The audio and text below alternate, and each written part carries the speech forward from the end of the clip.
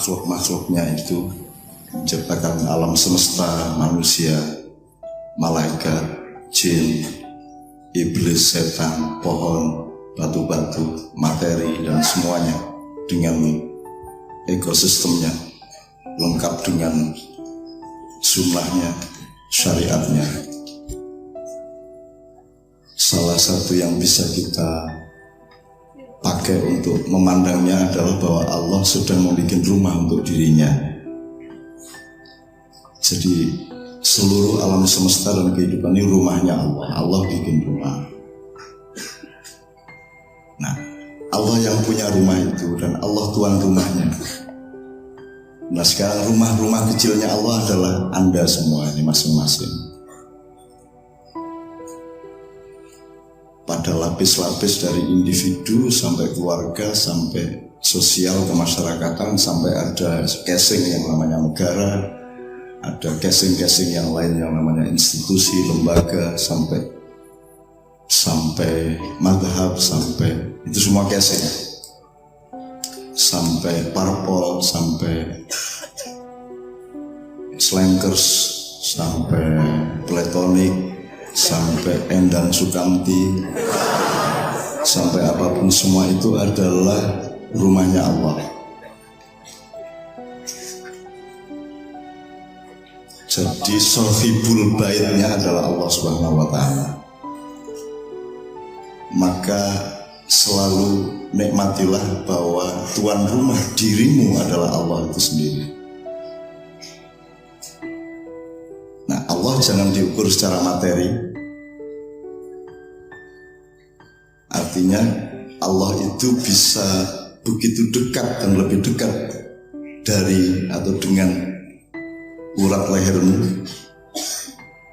Bahkan ia lebih dekat daripada dekat itu sendiri. Ia lebih satu daripada satu itu sendiri, dan ia lebih tunggal dari tunggal itu sendiri. Maka jangan pernah melewati hari dan malam, pagi dan sore tanpa peristiwa menunggal dengan Allah Subhanahu wa ta'ala. Jadi sohibu baiti dengan seluruh kalimatnya yang Anda bisa pelajari itu kesadaran yang terus menerus bahwa sohibul baiti awakmu ya Gusti Allah dhewe. Itu kowe ya, kowe ora melu gawe ya. Anda ndak ikut bikin rambutnya, rambut Anda ndak ikut bikin gaya lambe sing manis kayak ya ora iso gawe dhewe. Nah, ini pertama. Jadi Allah tuan rumahnya. Bawalah kesadaran ini ke setiap langkah di mana Anda melakukan sesuatu, nyambut gawe, sekolah, moco. Oke, jadi pokoknya itu dibawa kemana dan tidak usah diserem-seremkan. Begitulah kesadaran kita. Nah, kemudian rumah ini tidak diakui. Artinya manusia kalau tidak mengetahui dan tidak mengakui bahwa engkau adalah kalian dan alam semesta adalah rumahnya Allah, maka akan terjadi masalah dengan tuan rumahnya. Ideologi modern, demokrasi, materialisme, sekularisme adalah satu tindakan yang tidak mengakui rumah Allah, sehingga dia mengusir Allah dari rumahnya sendiri, sehingga Allah kemudian dijadikan satpam. Pas butuh bingung, pas bahaya ya tulung, pas mangan lali, kan gitu. Nah, ini eksplorasi pemaknaannya monggo. Ini pintu saja yang saya bukakan. Nomor 2, kalau urusannya dengan kita dan alam semesta yang ini, itu wajib dan pasti bahwa kalau ada Allah ya ada Rasulullah. Terus kalau tidak ada Rasulullah, kenapa ada kita? Untuk apa ada kita kalau nggak ada Rasulullah? Bersama Allah terserah. Allah itu, Rasulullah itu bersama apa di dalam, apa gandeng, apa bareng, apa monggo lah, apa gula setangkep semonggo lah, loro-loro ning atunggil monggo terserah. Itu kita tidak akan mampu merumuskannya karena beliau tidak bisa dirumuskan oleh setiap kata yang disepakati oleh manusia. Tapi pokoknya untuk urusan hidup yang sekarang ini, ada planet, ada galaksi, ada bumi, ada hutan, ada Anda, ada tol laut, ada kereta cepat, ada segala macam itu harus ada Muhammad. Sebab semua ini tidak diciptakan kalau Allah tidak menciptakan Muhammad lebih dahulu. Laulaka ya Muhammad lan akhluka hadzal aflak. Kalau tidak karena aku menciptakan engkau ya Muhammad, maka aku rasa-rasen ketinggal liang. Kan gitu. Baru dengar sekarang ya Allah rasa-rasen.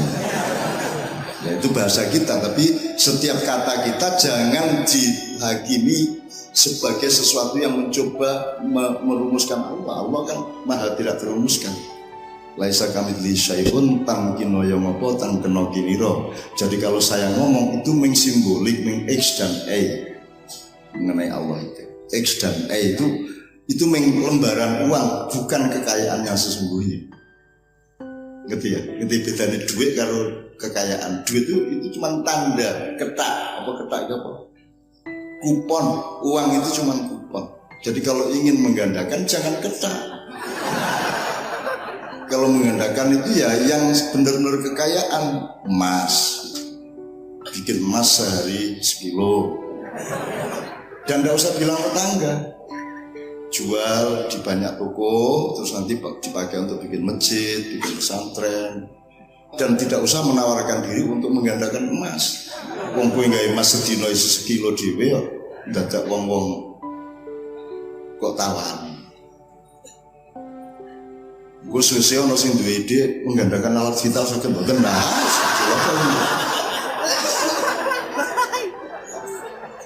Cilaka. Siji wis angel ya angon. Dobel-dobel. Apa siji mengarep siji mengguri pokoknya. Juga angel yang ada ya. Berarti akan ada desain baru celana ya. Ya nek ning gunung, anak ning bathuk. Iki imajinasine rasa dilawan nek gayu kuwi. Bayangke ning bathuk le angel piye. Dadi topine ngene. Yo bayu Allah. Atus helme piye ya ta? Le serbanan piye wae goblok barang terus piye? Apa diuntur-untur dhuwur ae. Anak tenan nek dilepokke kupluk, buru ketek ning mall ketemu cah wedok kupluke copot.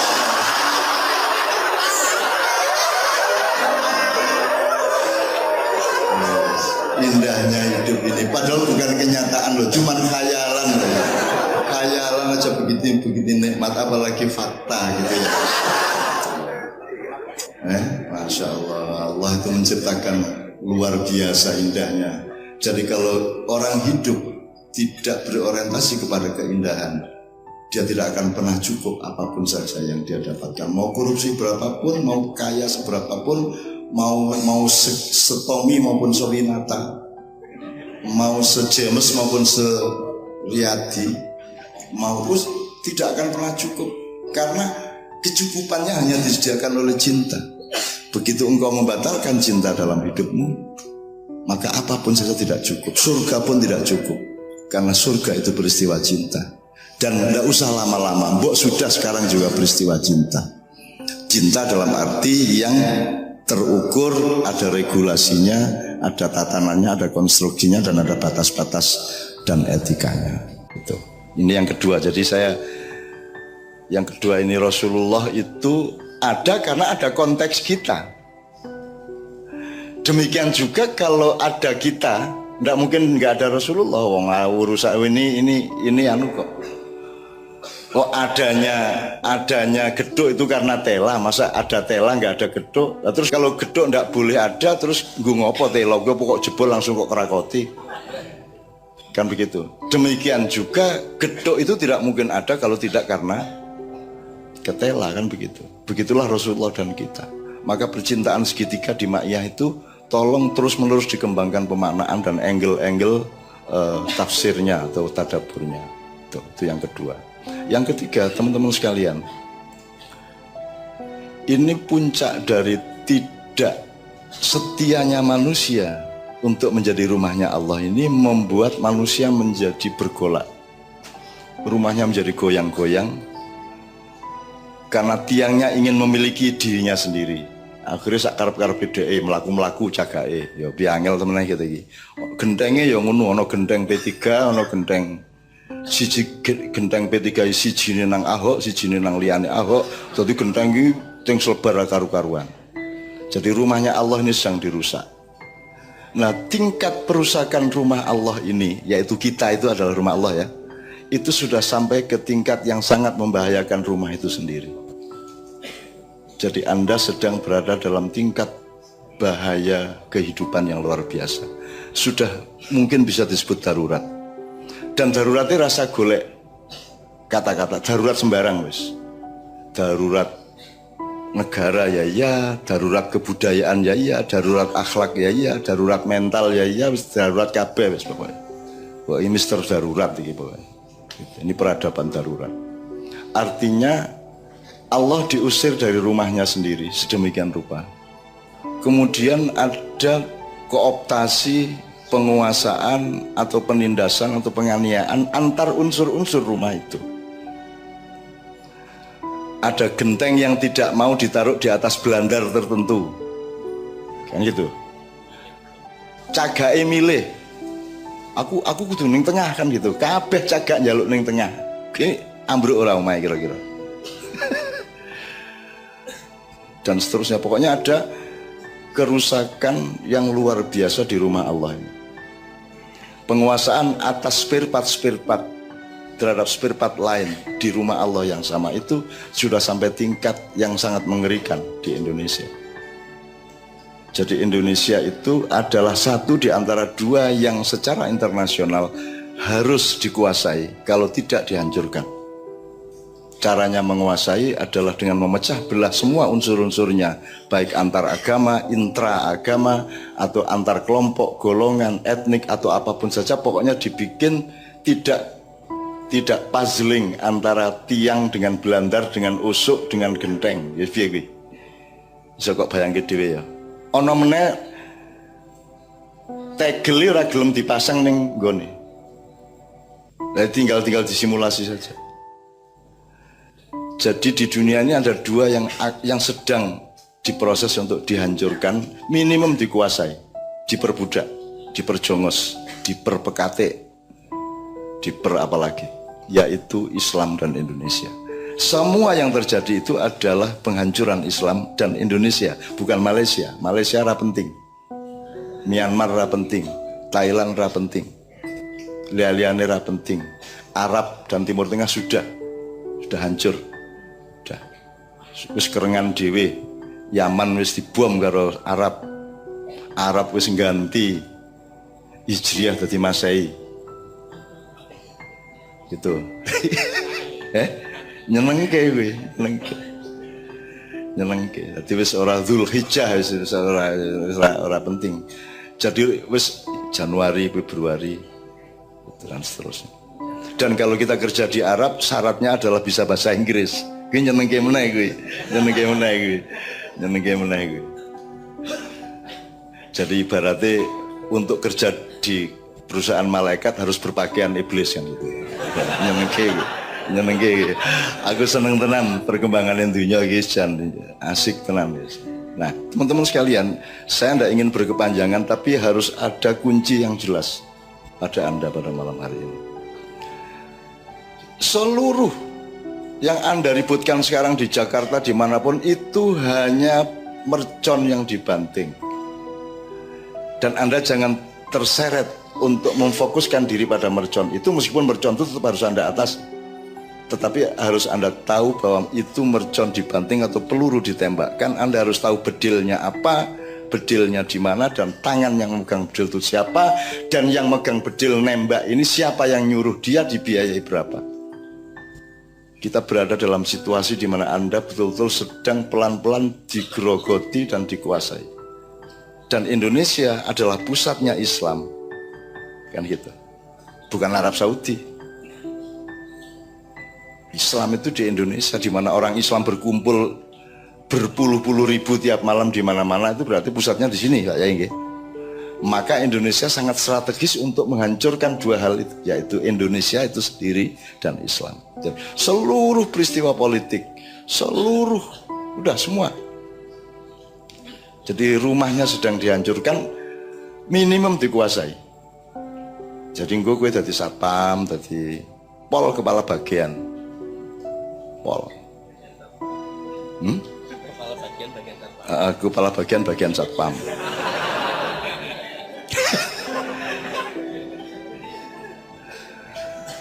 Mungkin suatu hari gemah ripah loh jinawi ning kowe meng dadi buruh.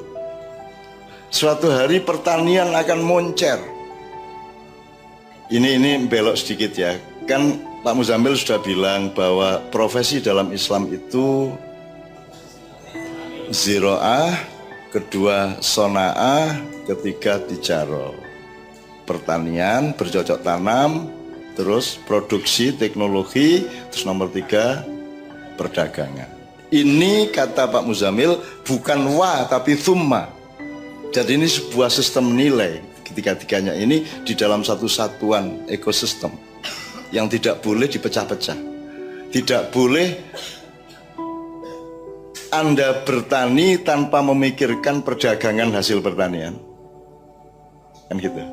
Anda tidak boleh bertani tanpa memikirkan teknologi pertanian. Jadi ojo meng nandur pari tok, ora ngerti nutu pari dadi beras, ora ngerti ngeliwet beras dadi sego, dan seterusnya, multi kreativitasnya.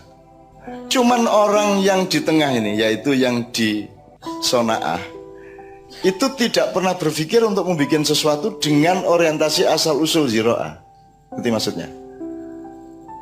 Mereka tidak bersyukur bahwa manusia hidup itu nomor satu primadonanya dan yang menghidupi semua umat manusia di dunia adalah petani. Jadi Anda berteknologi, Anda berdagang tanpa memperhatikan betapa pentingnya pertanian. Jadi karena thumma ya, kemudian bukan dan, terkait satu sama lain, dialektis, kohesif ketiga-tiganya. Ya. Yang sekarang terjadi adalah orang berdagang tanpa mengingat teknologinya, orang berteknologi tanpa mengingat pertaniannya, demikian juga sebaliknya. Jadi ilmu modern sama sekali tidak pernah mencapai pemahaman mengenai ekosistem ini, dan Islam yang memperkenalkannya sebenarnya. Dan Islam dianggap yang paling ketinggalan zaman, yang paling dibodoh-bodohkan, paling diejek-ejek, direndahkan, diludah-ludahi habis-habisan, dan sudah terang-terangan Islam di Indonesia akan dihancurkan oleh orang-orang yang kita sayangi dan saya lindungi selama ini, oleh orang-orang yang selama ini kalau ada apa-apa berlindung ke kita. Kalau kita melindungi, kita jadi orang baik. Kalau kita tidak melindungi, kita jadi rasis dan pelaku SARA. Kalau mayoritas, salah satu dari mayoritas menjadi presiden, itu berarti diktator mayoritas. Jadi selama mayoritas masih jadi pemimpin tertinggi, maka itu disebut diktator. Itu berarti belum demokrasi. Demokrasi nek wis minoritas dadi kuwi demokrasi. Kuwi utekmu digrowake kaya ngono kuwi. Gitu. Ya. Jadi sarafmu digunting-gunting ya. Gadukan-gadukane dirubah dan seterusnya. Contohnya sangat banyak. Kalau orang Islam bunuh satu orang aja yang non-Islam, wah itu sak dunya, dan memperhinakan Islam habis-habisan. Tapi kalau orang Islam di Rohingya, di Palestina, dibom beratus-ratus, beribu-ribu, itu kebaikan. Karena Islam memang agama yang harus dilarang, kan begitu. Tidak pernah orang Islam demo dan menuntut supaya ada larangan terhadap Buddha, Hindu, Kristen, Konghucu, Gatoloco, Dharma Gandul, tidak pernah. Mungkin kita tidak setuju, tapi kita tidak pernah menuntut siapapun agar itu semua dibubarkan. Tapi demo di Eropa, di Amerika, di mana-mana menuntut Islam dibubarkan.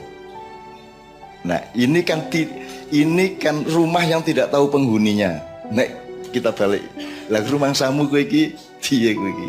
Ora nanti pikir meneh to. engko kecelik lho kowe.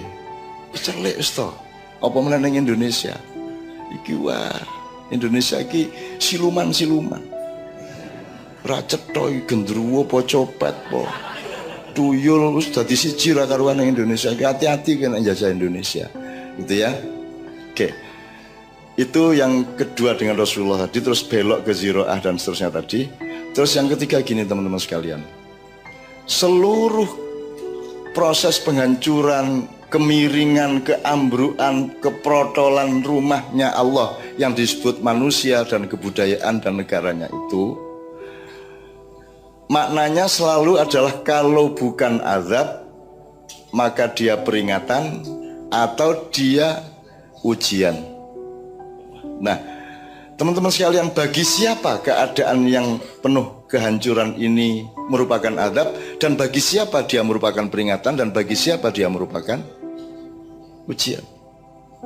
Saya ainul yakin, udhunul yakin, ruhul yakin, hakul yakin, all yakin. Angel iki.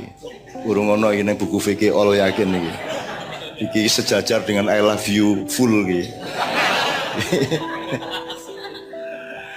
Saya yakin seyakin-yakinnya bahwa bagi orang-orang yang duduk di hadapan saya beratus-ratus beribu-ribu setiap malam di semua tempat di mana saya datang, bagi mereka ini adalah ujian. Ini bukan hukuman untuk Anda, ini bukan peringatan untuk Anda, ini ujian bagi Anda, karena Anda akan ditawari Allah untuk naik tingkat, naik derajat, naik kekuatan, naik pewarisan, dan naik segala-galanya. Anda akan diwarisi oleh kekuatan Allah. Wa nuridu annamunna alal ladzina istud'ifu fil ard wa naj'aluhum a'immah wa naj'aluhumul warithun. Dan aku berjanji, kata Allah, kami, bukan aku ya. Nah, nanti belok dikit, kok kami piye? Kami berjanji untuk menolong orang-orang yang dilemahkan, dianiaya, ditindas, dihina, dipelekoto, disio-sio, disingkang-singkang di muka bumi, filat.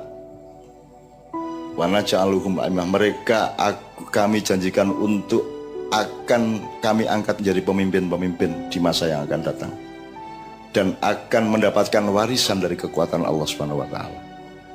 Dan saya yakin seyakin-yakinnya, Anda tidak datang ke sini dan tidak datang ke setiap ma'yahan kecuali, atau kalau tidak, Anda adalah orang yang memang dijanjikan oleh Allah untuk menjadi pemimpin dan mendapat warisan kekuatan dan kasih sayang dari Allah Subhanahu wa taala. Karena wanuridu tadi, kami menghendaki tadi, yang disebut kami itu bukan hanya Allah dan para stafnya atau para malaikat. Kami itu termasuk engkau semua ini. Karena rumusnya adalah la yughayyiru ma biqaumin hatta yughayyiru ma bi anfusihim. Jadi pelaku utama perubahan adalah Anda. Tetapi yang menggolkan perubahan Allah. Tapi sing macul pertama kudu kowe. Aja yo mengkerik ning pinggir sawah pundi perubahane. Ora cukul-cukul iki. Oke, sekarang terakhir teman-teman sekalian. Dari seluruh rumah yang dirusak tadi, rumah Allah yang dirusak, di mana Allahnya diusir, barang siapa menomorduakan Allah di dalam dirinya, maka dia mengusir Allah dari rumahnya sendiri. Kan begitu rumusnya, kan ngono kuwi. Barang siapa melakukan sidang kabinet tidak ingat Allah, berarti Allah diusir dari rumahnya. Betul enggak? Barang siapa membuat undang-undang tidak mempertimbangkan kemaslahatan yang dianjurkan oleh Allah, maka berarti orang itu dan kelompok itu mengusir Allah dari rumahnya. Gedung DPR adalah rumah Allah, istana adalah rumah Allah, di mana-mana adalah rumah Allah, kan gitu. Jadi teman-teman sekalian, semua yang saya omongkan tadi itu kan doa dan harapan saya dan keyakinan saya tentang Anda. Ini benar-benar, karena Anda ini bukan anak Indonesia. Anda ini anak-anak para malaikat yang disuruh Allah untuk menciptakan kaumun akhor. Anda adalah kaumun akhor, kaum yang baru, generasi yang orisinal, yang baru, yang tidak nganut sama bapak-bapaknya dan kecewa sama generasi sebelumnya. Dan Anda menciptakan kesolehan Anda dengan ide-ide Anda sendiri, dan kembali kepada Al-Quran serta berdasarkan datangnya kopi di cangkir. Apa hubungannya? Ya, sak ketemu nih pokoknya. Oh, anak kopi saut kopi. Aku Oke, teman-teman sekalian, untuk sementara seperti itu.